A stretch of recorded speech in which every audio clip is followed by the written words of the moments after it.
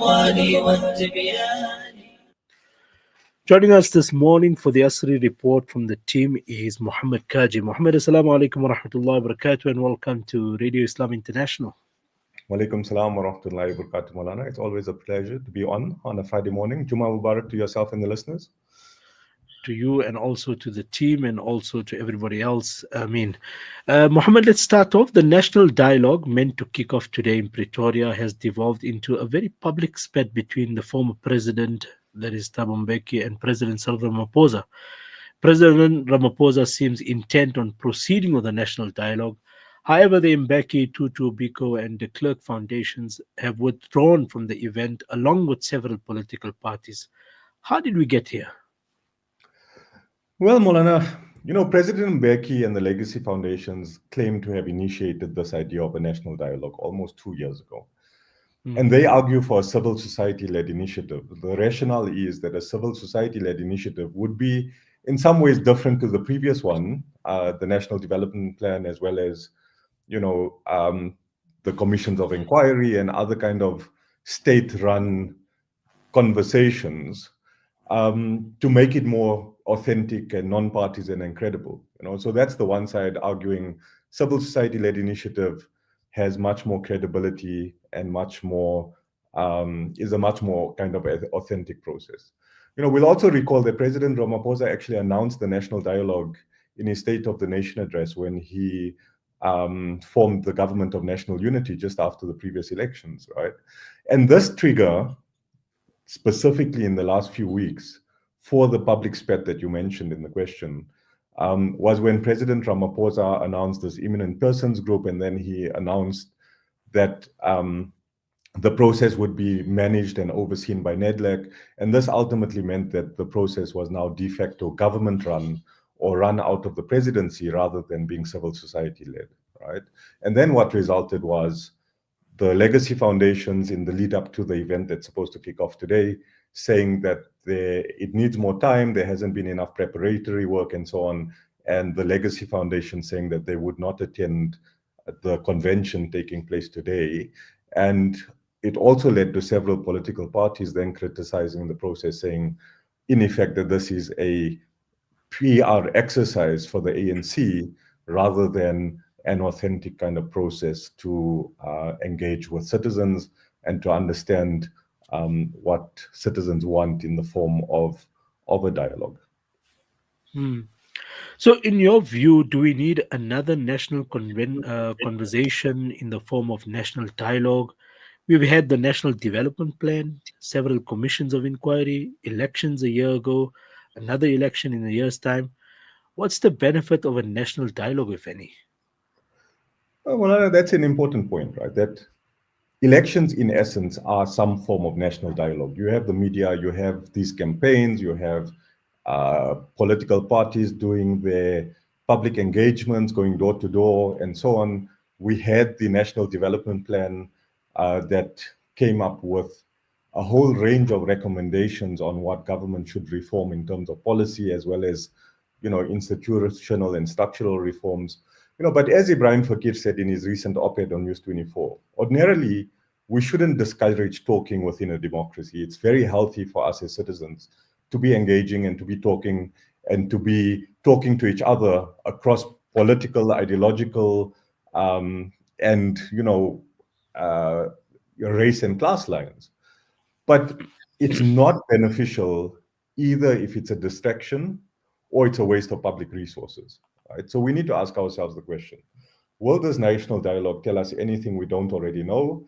And is it worth spending 700 million rands on, right? And my answer to that is, 700 million rands is a lot of waste. There are specific issues that we already know about, right? We don't need a national dialogue to tell us that citizens want reform in terms of public procurement, that corruption and tenderpreneurship is extracting massive amounts of resources out of the state that could go into better services to citizens. We don't need a national dialogue to know that citizens are saying the inefficiency and the collapse of government services is a concern, right? In the city of Joburg specifically, you don't need a national dialogue for people to tell you that reliable water supply is critical, right? A Mm. year ago, we were in the midst of the worst load shedding that the country had ever seen. And we didn't need a national dialogue to tell us that people wanted a reliable supply of electricity and the economy required a reliable supply of electricity to grow. So, this process isn't going to tell us anything that we didn't know. And if we take that view, then 700 million rands is a very, very large amount of money to be spending on a process is going to give us outcomes for something we knew already, right? The other point I wanted to make is that, you know, if this national dialogue was a lot more focused, perhaps there might be some sort of necessity for it. But really, what government and the government of national unity and Cyril as the president of government should be doing is he should be implementing the recommendations of the Zondo Commission with regards to state capture. They should be putting a specific focus on the quality of services at public hospitals, at the quality of education in public schools, safer communities, and an economy that creates jobs.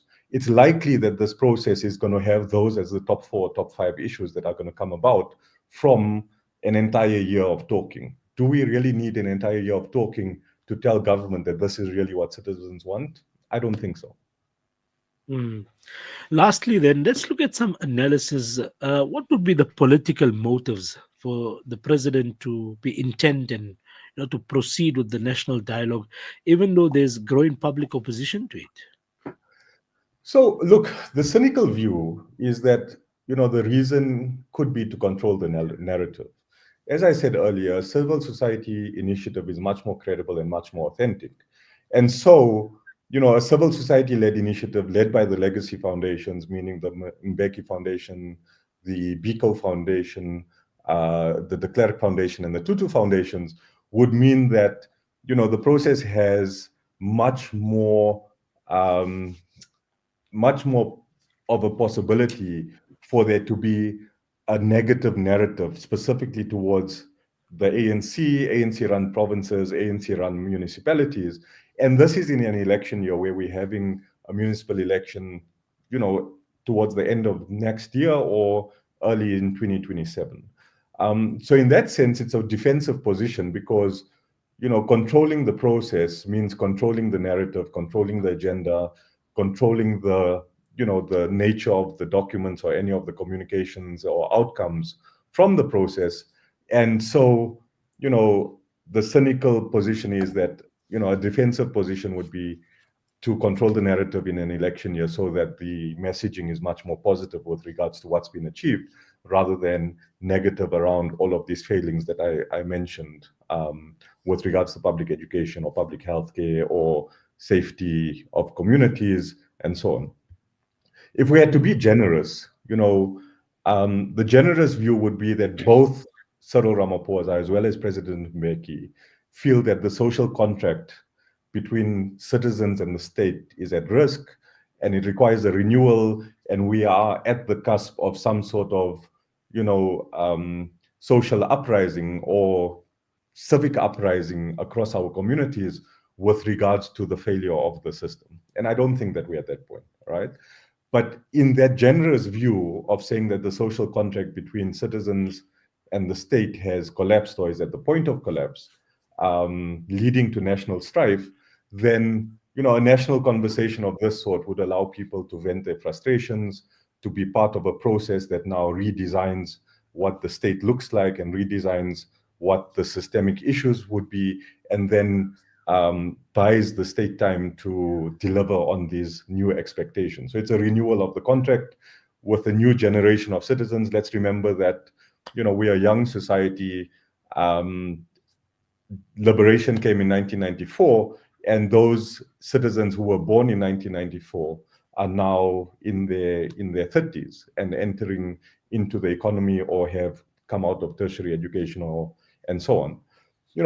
So my view is that if this dialogue is directed in a much more focused way around systemic issues rather than policy reform, because as I mentioned, policy reform conversations are taking place all the time.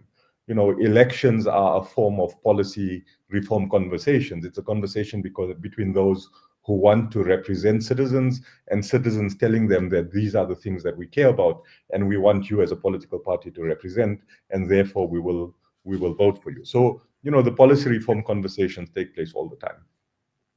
There is an option for the presidency as well as the foundations in terms of continuing with this process, but making it much more structured to systemic issues specifically relating to constitutional reform.